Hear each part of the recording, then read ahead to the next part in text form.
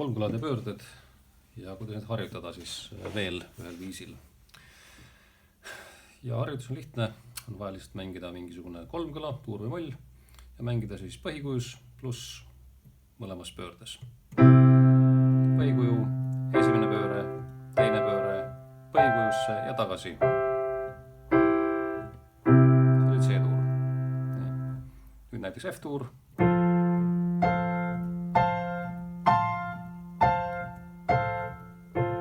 Ja G-tuur.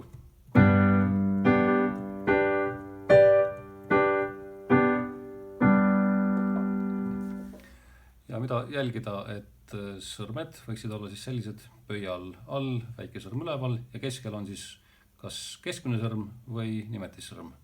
Kui ma mängin põhikuju, siis keskel on ikkagi keskmine sõrm. Kõige loomulikum esimeses pöördes on siis keskel nimetissõrm ja teises pöördes on jällegi keskmine sõrm. See on kõige mugavam asend siis käe jaoks. Nüüd kolm tuuri, mis koosnevad valgetest, on siis C, F, G. Nüüd siia kõrvale kohe tasub mängida ka kolm molli valgetest klahvidest. See on A-moll,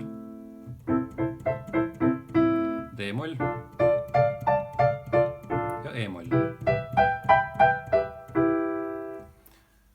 Nii, ja lisaks veel siis tasub proovida ka tuure, mis on A-noodist ja E-noodist. Need on sellise kujuga, et all on valge, üleval valge ja keskel on must. Samamoodi pööretega.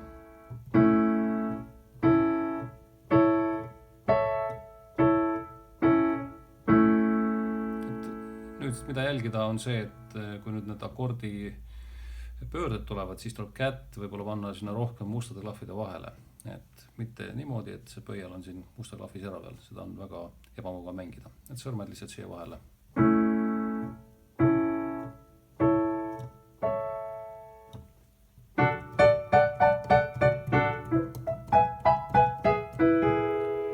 Ja on ka olemas veel kolm molli, mis on samasuguse struktuuriga, valge, must-valge, ja nendeks on siis C-moll, F-moll ja G-moll.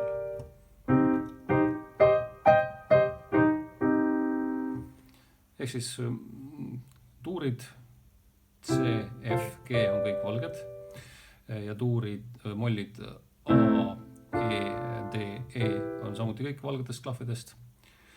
Nüüd mollid ja tuurid, mille keskel on siis must klahv, on siis tuurid A, D, E ja mollid C, F, G, siis sama nimelised.